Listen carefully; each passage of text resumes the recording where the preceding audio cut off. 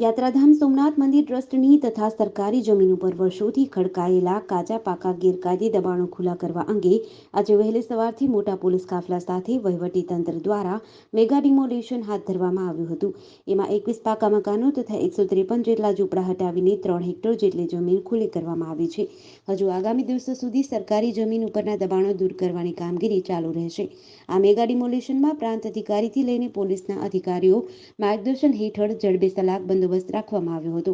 વેરાવળ સોમનાથના સરકારી જમીનો ઉપરના દબાણો ખુલ્લા કરાવવાનો એક્શન પ્લાન તંત્ર દ્વારા તૈયાર કરાયો હતો. એ અંતર્ગત આજે વહેલી સવારથી જ પ્રાંત અધિકારી કેવી બાટીની આગેવાનીમાં વેરાવળ, સૂત્રાપાડા અને તાલાલાના મામલતદાર, નાયબ મામલતદાર, રેવન્યુ તલાટી સહિત 30થી વધુ અધિકારીઓની ટીમ દ્વારા સોમનાથ મંદિરની પાછળના ભાગે મરીન પોલીસની આસપાસના વિસ્તારમાં આવેલી સરકારી સર્વે નંબર 1852 તથા સોમનાથ મંદિર ટ્રસ્ટની જમીન ઉપર વર્ષોથી ખડકાયેલા કાચા પાકા મકાનોના દબાણોને દૂર કરવાની કાર્યવાહી હાથ ધરવામાં આવી હતી.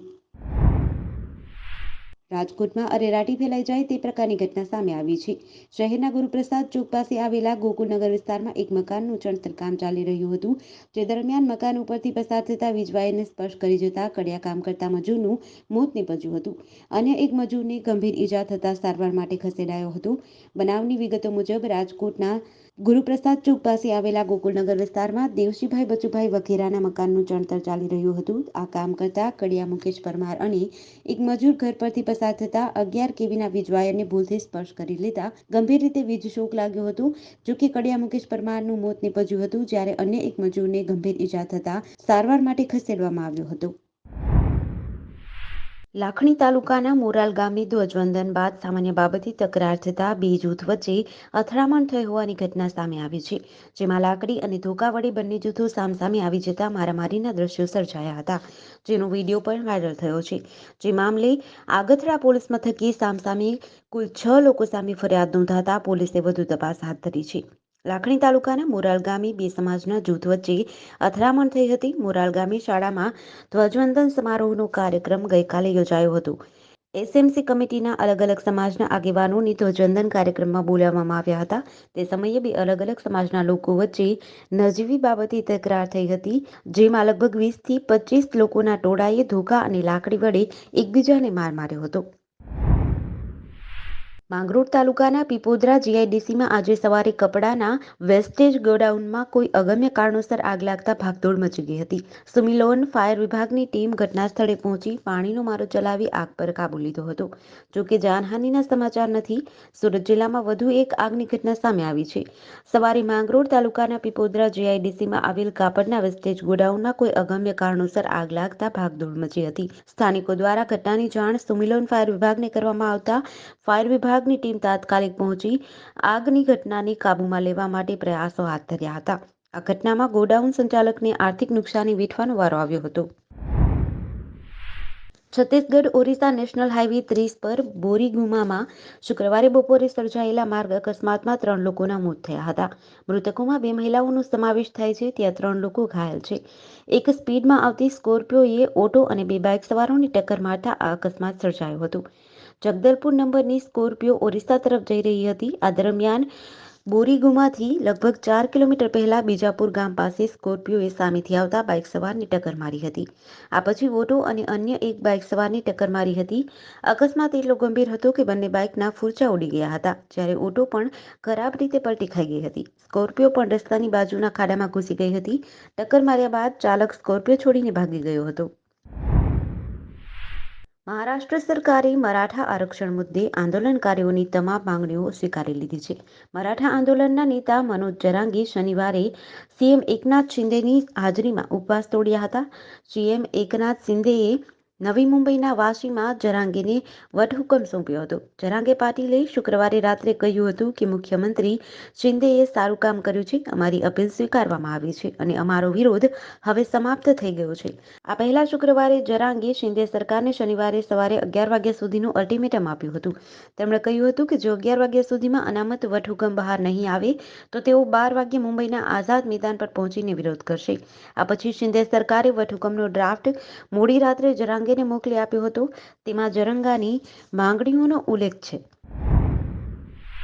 સમગ્ર ગુજરાતને હચમચાવી નાખનાર વડોદરા હરણી મોટના તળાવની હોળી દુર્ઘટનામાં મુખ્ય આરોપી પરેશ શાહનો પુત્ર વત્સલ ઉર્ફે ઉત્સવ શાહ ફરાર છે. વત્સલ 10 મિત્રો સાથે ઓગસ્ટ 2021માં જુગાર રમતા ઝડપાયો હતો અને કોર્ટે આ કેસમાં ઓક્ટોબર 2021માં તેને અને તેના 9 મિત્રોને કોર્ટ બંધ થતા સુધીની સજા અને તમામ જુગારીઓને ₹1,000નો દંડ ફટકાર્યો હતો. દંડ ન ભરે તો 10 દિવસની સાદી કેદની સજાનો હુકમ કર્યો હતો. આ બનાવની હકીકત એવી છે કે 24/8/2021ના રોજ વામા ડુપ્લેક્સમાં હોળી દુર્ઘટનામાં ફરાર આરોપી વત્સલ શાહ અને તેના અન્ય 9 મિત્રો જુગાર રમતા હતા. આ અંગેની માહિતી પોલીસને થતાં પોલીસે દરોડા પાડી વત્સલ ઉર્ફે ઉત્સવ શાહ સહિત 10 જુગારીઓને ઝડપી પાડ્યા હતા. ફ્રાન્સના રાષ્ટ્રપતિ ઇમેન્યુઅલ મેક્રોન 25-26 જાન્યુઆરીના રોજ 2 દિવસની સરકારી મુલાકાતે ભારત આવ્યા હતા. તેઓ સીધા જયપુર એરપોર્ટ પર ઉતર્યા, જ્યાં વિદેશ મંત્રી એસ જયશંકરે તેમનું સ્વાગત કર્યું. મેક્રોને જયપુરમાં પીએમ મોદી સાથે રોડ શો કર્યો હતો. બંને નેતાઓ વચ્ચે વૈશ્વિક અને દ્વિપક્ષીય મુદ્દાઓ પર બેઠક યોજાઈ હતી. આ સમયગાળા દરમિયાન ભારત અને ફ્રાન્સ વચ્ચે ઘણા કરારો થયા હતા.